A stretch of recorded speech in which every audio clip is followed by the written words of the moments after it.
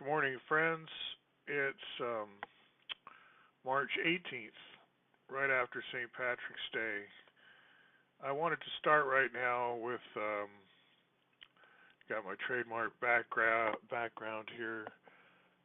My YouTubes all have achieved a look and feel. I would think you agree if you've watched several.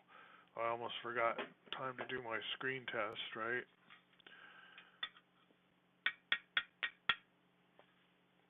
So, well, I'm going to start with this inscription, and I'm not sure what book or where it exists. I think Trevor would know immediately, but it says, "To Buckminster Fuller, friend of the universe, bringer of happiness, liberator, with affectionate admiration, Ezra Pound, Spoleto, June 29th, 1971." So 71, wow, I was already in high school in the Philippines by then. Sam Lanahan and Bucky Fuller would have come through around then too. I guess maybe a year or two later. I didn't track Bucky at the time. I didn't know he was a guest of the Marcoses. I would meet Sam Lanahan in the far future in the 90s, I guess, and he's the inventor behind C60, spelled CXXTY. So C60 is an actual molecule, carbon 60, which was discovered in the 80s after Fuller died, and it seemed to confirm a lot of what Fuller had been saying all along, which is that nature um, likes the kind of math he did, geodesic domes and stuff. And Harold Kroto, who was a first discoverer of Buckminster Fullerene and Bucky, he liked Bucky's thinking and corresponded with him some.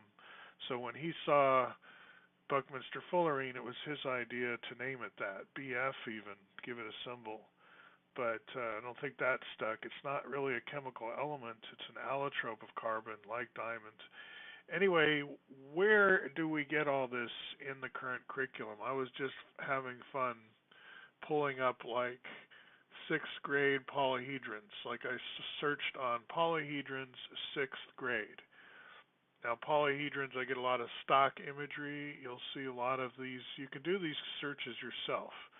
Like you want to search a curriculum and see what's going on. Now, why not do the concentric hierarchy, the ratios, the volumetric ratios, because they're illuminating, right? That a cube would have exactly half the volume of the space-filling rhombic dodecahedron, so attractive to Kepler.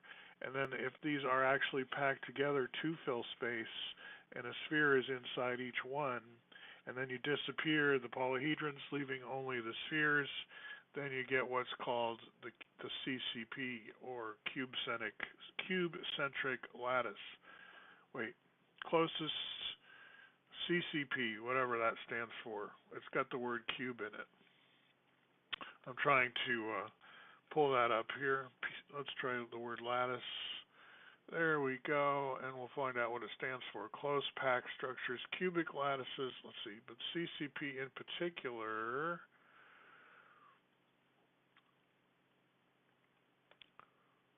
here we go. So we're in college chemistry area, pretty much. Face-centered cubic structure, yes, but that's also the CCP, right? So why don't we study this in, say, sixth grade, sphere packing? Is that a bad idea? I would say, having hung out on this math forum called Math Teach for many, many years, they've closed the forum. It was kind of acrimonious, but many forums are, and we took up these questions, and I would say some of the posters there were pretty hostile to the Bucky stuff and teaching it, like who I was named Hagfish, Kirby, whatever, a lot of pushback, and I think, and who studies polyhedrons anymore? What, aren't they antiquated, obsolete? Why would we? I keep trying to find now CCCP with three C's. That was kind of a Russian thing, right? So I'm just trying to find CCP here. Here's C60. It looks like. Dang, that looks exactly like C60 with what inside? go visit that page.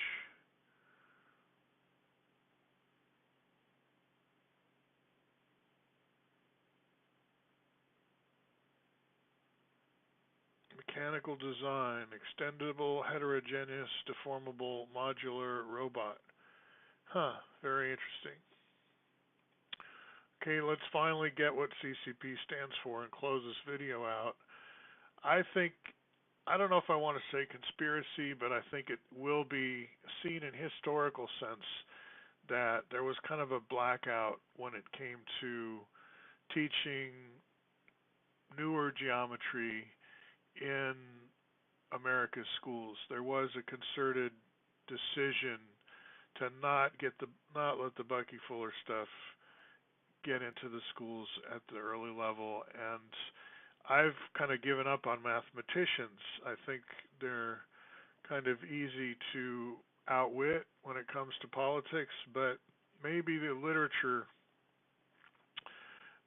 people might have some more success. That's kind of why I start with that opening with Ezra Pound and so on. I think if the math teachers aren't going to teach the concentric hierarchy, the fact that it's part of literature is helpful. I'm seeing a lot of Russell Chu stuff. A lot of my friends in here, cubic close packing is what it stands for.